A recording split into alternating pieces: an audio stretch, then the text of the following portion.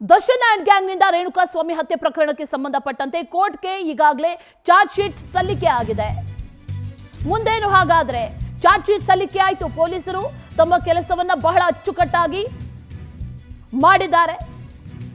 ದರ್ಶನ್ ಚಿತ್ತ ಈಗ ಜಾಮೀನಿನತ್ತ. ದರ್ಶನ್ಗೆ ಬೇಲ್ ಸಿಗುತ್ತಾ? ಹಾಗಾದ್ರೆ ಇಷ್ಟೊಂದು ಗಂಭೀರ ಆರೋಪಗಳಿದೆ, ಗಂಭೀರ ಸೆಕ್ಷನ್ಗಳಿದೆ.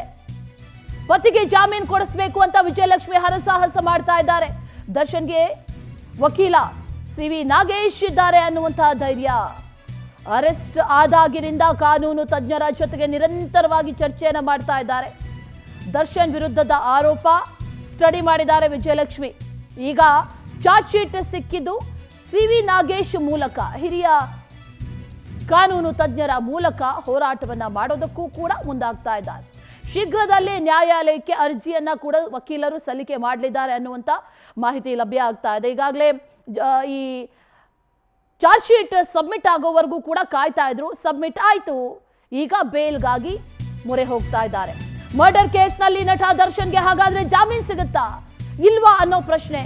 ಸಿಗೋದಾದ್ರೆ ಯಾವ ಗ್ರೌಂಡ್ಸ್ ಮೇಲೆ ಜಾಮೀನು ಸಿಗಬಹುದು, ಯಾವೆಲ್ಲ ಆಧಾರದ ಮೇಲೆ ಸಿಗಬಹುದು? ಈಗಾಗಲೇ ತನಿಖೆ ಸಂದರ್ಭದಲ್ಲಿ ಕಿಲ್ಲಿಂಗ್ ಸ್ಟಾರ್ 161 ಸ್ಟೇಟ್ಮೆಂಟ್ ಕೊಟ್ಟಿದ್ದಾರೆ. ತಪ್ಪೊಪ್ಪಿಗೆಯ ಸ್ಟೇಟ್ಮೆಂಟ್ ಅನ್ನ ಕೊಟ್ಟಿದ್ದಾರೆ.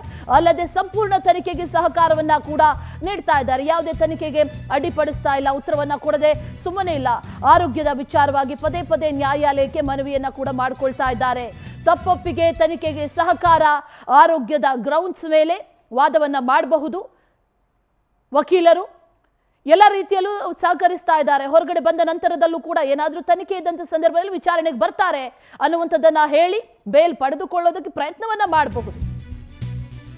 ವಿನಯ್ ಕುಲಕರ್ಣಿ ಅಂತೆ ಗಡಿಪಾರು ಮಾಡಿ ಜಾಮೀನು ಏನಾದರೂ ಸಿಗುತ್ತಾ ಅನ್ನುವಂಥ ಪ್ರಶ್ನೆ ಕಾಡ್ತಾ ಇದೆ. ಇದೇ ರೀತಿ ಕೊಲೆ ಕೇಸ್ನಲ್ಲಿ ವಿನಯ್ ಕುಲಕರ್ಣಿ ಬಂಧನ ಆಗಿತ್ತು. ಆನಂತರ ಬಿಡುಗಡೆ ಕೂಡ ಆದ್ರು. ಜಾಮೀನಿನ ಮೇಲೆ ಕೆಲ ತಿಂಗಳುಗಳ ಕಾಲ ಜೈಲು ವಾಸವನ್ನ ಅನುಭವಿಸಿ ಆನಂತರ ಜಾಮೀನಿನ ಮೇಲೆ ರಿಲೀಸ್ ಆದ್ರು. ಅದೇ ರೀತಿಯಾಗಿ ಗಡಿಪಾರು ಮಾಡಿ ದರ್ಶನ್ಗೂ ಜಾಮೀನು ಸಿಗುತ್ತಾ ಅನ್ನೋ ಪ್ರಶ್ನೆ.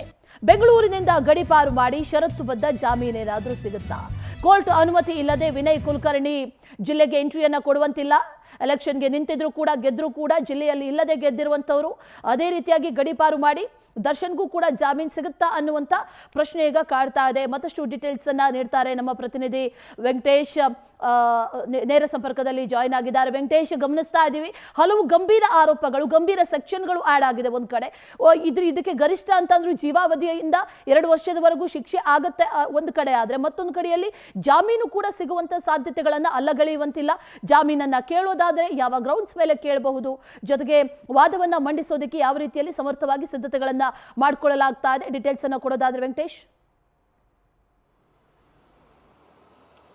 ಅಶ್ವಿನಿ, ರೇಣುಕಾಸ್ವಾಮಿ ಕೊಲೆ ಪ್ರಕರಣಕ್ಕೆ ಸಂಬಂಧಪಟ್ಟಂತೆ ಇಲ್ಲಿವರೆಗೂ ಕೂಡ ಪೊಲೀಸರು ತಮ್ಮ ಕೆಲಸವನ್ನು ಅಚ್ಚುಕಟ್ಟಾಗಿ ಮಾಡಿರುವಂಥದ್ದು. ಚಾರ್ಜ್ ಶೀಟ್ನಲ್ಲಿ ಸಲ್ಲಿಕೆಯನ್ನು ಮಾಡಿದ್ದಾರೆ. ಈಗ ಅವರ ಒಂದು ತನಿಖೆಯ ಹಂತ ಕೂಡ ಮುಗಿದಿರುವಂಥದ್ದು. ಇನ್ನೇನಿದ್ರು ಕಾನೂನಿನ ಮೂಲಕವಾಗಿ ಹೋರಾಟವನ್ನು ಮಾಡಬೇಕಾಗುತ್ತೆ. ಈಗ ಪೊಲೀಸರು ಯಾವೆಲ್ಲ ಅಂಶಗಳ ಆಧಾರದ ಮೇಲೆ ಚಾರ್ಜ್ ಶೀಟ್ನಲ್ಲಿ ಸಾಕ್ಷಿಗಳನ್ನು ಉಲ್ಲೇಖ ಮಾಡಿದ್ದಾರೆ, ಸೊ ಆ ಎಲ್ಲ ಸಾಕ್ಷಿಗಳನ್ನು ಕೂಡ ಈ ಒಂದು ಕೋರ್ಟ್ಗೆ ಪ್ರೊಡ್ಯೂಸ್ ಮಾಡಬೇಕಾದದ್ದು ಕೂಡ ಪೊಲೀಸರ ಕರ್ತವ್ಯ ಆಗಿರುತ್ತೆ. ಯಾಕಂತೇಳಿದ್ರೆ ಈ ಕನ್ವಿಕ್ಟ್ ಆಗಬೇಕಂತ ಹೇಳಿದ್ರೆ ಸಾಕ್ಷಿಗಳು ತುಂಬ ಇಂಪಾರ್ಟೆಂಟ್ ಆಗ್ತಾ ಹೋಗುತ್ತೆ. ಯಾಕಂತೇಳಿದ್ರೆ ಈಗ ಸಾಕ್ಷಿಗಳು ಪೊಲೀಸರ ಮುಂದೆ ಕೊಟ್ಟಂಥವರು ಇನ್ನೂ ಎಷ್ಟು ತಿಂಗಳ ಅಥವಾ ವರ್ಷಗಳ ಕಾಲ ಈ ಒಂದು ಕೇಸ್ ನಡೀತಾ ಹೋಗುತ್ತೆ ಅನ್ನೋದ್ರ ಮೇಲೆ ಇಂಪಾರ್ಟೆಂಟ್ ಆಗ್ತಾ ಹೋಗುತ್ತೆ. ಆ ಸಂದರ್ಭದಲ್ಲಿ ಆ ಕೋರ್ಟ್ಗೆ ಬಂದು ಸಾಕ್ಷಿಗಳು ಕೂಡ ಹೇಳಬೇಕಾಗುತ್ತೆ. ಇಲ್ಲ ಅಂತ ಹೇಳಿದ್ರೆ ಈ ಕೇಸ್ನಲ್ಲಿ ಸಾಕ್ಷಿಗಳು ಇಲ್ಲ ಅಂತ ಹೇಳಿದಾಗ ಆ ಸಂದರ್ಭದಲ್ಲೂ ಕೂಡ ಕೇಸ್ ಖುಲಾಸೆ ಆಗುವ ಸಾಧ್ಯತೆಗಳು ಕೂಡ ಇರುತ್ತೆ. ಈಗ ಪೊಲೀಸರು ಸಾಕ್ಷಿಗಳನ್ನು ಕಲೆ ಹಾಕಿದ್ದಾರೆ. ಅದನ್ನು ಎಷ್ಟು ಜೋಪಾನವಾಗಿ ಅವರಿಗೆ ಧೈರ್ಯವನ್ನು ತುಂಬುವ ಮೂಲಕವಾಗಿ ಕೋರ್ಟ್ಗೆ ಬಂದು ಅವರು ಸಾಕ್ಷಿಗಳನ್ನು ಹೇಳಿಸುವಂಥ ಕೆಲಸವನ್ನು ಮಾಡ್ತಾರೆ, ಅದು ಕೂಡ ಇಂಪಾರ್ಟೆಂಟ್ ಆಗುತ್ತೆ. ಅದಾದ ನಂತರ ಈ ಒಂದು ಕೇಸ್ನ ವಿಚಾರಣೆ ಕೂಡ ಸಾಗ್ತಾ ಹೋಗುತ್ತೆ. ಯಾಕಂತೇಳಿದ್ರೆ ಈಗ ಅವರಿಗೆ ಈಗಾಗಲೇ ಏನು ಚಾರ್ಜ್ ಶೀಟ್ ಸಲ್ಲಿಕೆ ಆಗಿರೋದ್ರಿಂದ ಬೇಲ್ಗೆ ಅರ್ಜಿಯನ್ನು ಕೂಡ ಹಾಕೊಳ್ಳುವ ಸಾಧ್ಯತೆ ಇರುತ್ತೆ. ಬೇಲ್ಗೆ ಅರ್ಜಿಯನ್ನು ಹಾಕಿದಂಥ ಸಂದರ್ಭದಲ್ಲಿ ಅವರ ಪರ ವಕೀಲರು ಕೂಡ ಬೇಲ್ ನೀಡಬೇಕು ಅಂತ ಹೇಳಿ ಯಾಕೆ ಕೇಳ್ಕೊಳ್ತಾರೆ ಅಂದ್ರೆ, ಈಗಾಗಲೇ ಪ್ರಕರಣಕ್ಕೆ ಸಂಬಂಧಪಟ್ಟಂತೆ ಏನು ದರ್ಶನ್ ಅವರು ಸ್ವಇಚ್ಛೆ ಹೇಳಿಕೆಯನ್ನು ಕೊಟ್ಟಿದ್ದಾರೆ. ಈ ಪ್ರಕರಣದಲ್ಲಿ ಅವರನ್ನ ಹತ್ಯೆ ಮಾಡುವ ಉದ್ದೇಶ ಇರಲಿಲ್ಲ. ಸೊ ಈ ರೀತಿಯಾದಂತಹ ಒಂದು ಕೃತ್ಯ ಆಗಿದೆ. ಅವರನ್ನ ಕರ್ಕೊಂಡು ಕಿಡ್ನಾಪ್ ಮಾಡ್ಕೊಂಡು ಬಂದಿರೋ ವಿಚಾರ ಕೂಡ ಅವರಿಗೆ ಗೊತ್ತಿಲ್ಲ. ಕರ್ಕೊಂಡು ಬಂದ ನಂತರ ಹೋಗಿದ್ದಾರೆ, ಹಲ್ಲೆಯನ್ನು ಮಾಡಿದ್ದಾರೆ ಅನ್ನೋದು ಕೂಡ ಅವ್ರು ಹೇಳಿದ್ದಾರೆ. ಆದರೆ ಮಾರಣಾಂತಿಕವಾಗಿ ಹೊಡೆದಿಲ್ಲ, ನಾನು ಹೊಡೆದಂತಹ ಸಂದರ್ಭದಲ್ಲಿ ಆತ ಬದುಕಿದ್ದ, ಅಲ್ಲಿಂದ ವಾಪಸ್ ಬಂದಿದ್ದೆ ಅಂತ ಹೇಳಿ ಕೂಡ ಪೊಲೀಸರ ತನಿಖೆ ವೇಳೆ ಹೇಳಿರುವಂಥದ್ದು. ಇದರ ಜೊತೆಗೆ ಏನು ಹತ್ಯೆ ಆದ ನಂತರ ಸಾಕ್ಷಿ ನಾಶಕ್ಕೆ ಮುಂದಾಗಿದ್ದಾರೆ ಅನ್ನೋದರ ಮೇಲೆ ತನಿಖೆಯನ್ನು ಮಾಡಿದ್ರು ಪೊಲೀಸರು. ಈಗ ಏನು ಅವರ ಪರ ವಕೀಲರು ಕೂಡ ಹೇಳುವಂಥದ್ದು ಅಂದ್ರೆ, ಈ ಪ್ರಕರಣದಲ್ಲಿ ಹತ್ಯೆ ಮಾಡುವ ಉದ್ದೇಶ ಇರಲಿಲ್ಲ, ಮತ್ತೆ ಆರೋಗ್ಯದ ಮೇಲೆ ಪದೇ ಪದೇ ಪರಿಣಾಮ ಬೀರಬಹುದು. ಸೊ ಸಹಕಾರವನ್ನು ಕೊಡ್ತಿದ್ದಾರೆ, ತನಿಖೆಗೆ ತಪ್ಪೊಪ್ಪಿಕೊಂಡಿದ್ದಾರೆ.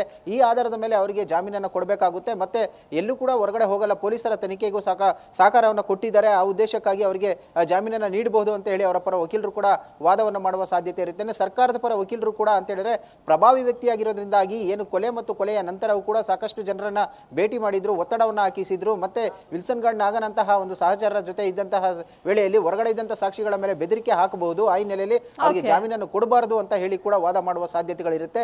ಈ ಒಂದು ಸಾಕಷ್ಟು ಪ್ರಕರಣಗಳನ್ನು ನಾವು ಗಮನಿಸಿದ್ದೇವೆ. ಸಾಕ್ಷಿಗಳು ಇಲ್ಲ ಅಂತ ಹೇಳಿದ್ರೆ ಪ್ರಕರಣಗಳು ಖುಲಾಸೆ ಆಗುತ್ತೆ. ಪೊಲೀಸರು ಮಾಡಿರುವಂತಹ ಕೆಲಸ ಕಾನೂನಿನ ಮೂಲಕ ಎಷ್ಟರ ಮಟ್ಟಿಗೆ ಇದು ಸಾಬೀತಾಗುತ್ತೆ ಅನ್ನೋದನ್ನು ಕೂಡ ನೋಡಬೇಕಾಗುತ್ತೆ. Ashwini. Okay Venkatesh, thank you ಡೀಟೇಲ್ಸ್ಗೆ.